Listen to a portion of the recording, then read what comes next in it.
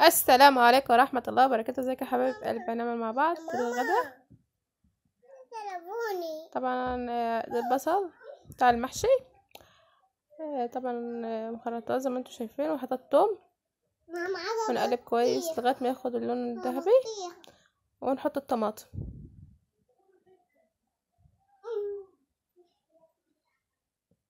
يا حبايبي طماطم عيط.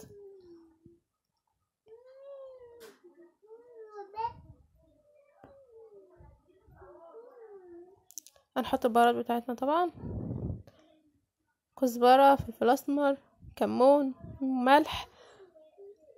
عفوا. هنقلب كويس ونسيبها بقى ايه تتسبك.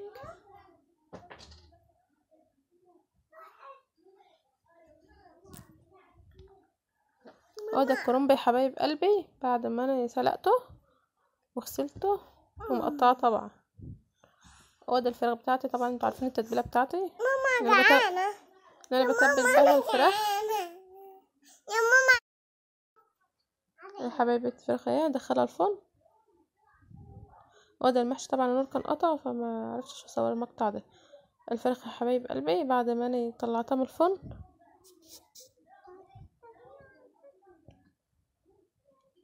طبعا الصوص في الطبق.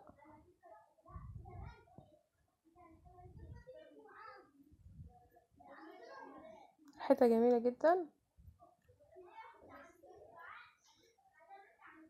ده المحشي بتاعنا طبعا بعد ما غرفته. حبيب قلبي شكله جميل اوي ولا ريحته.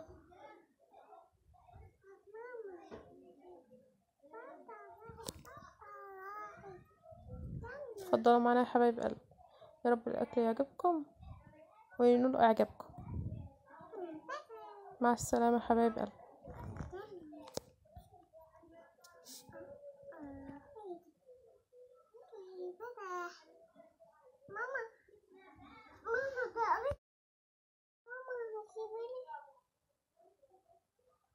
طب نتكلم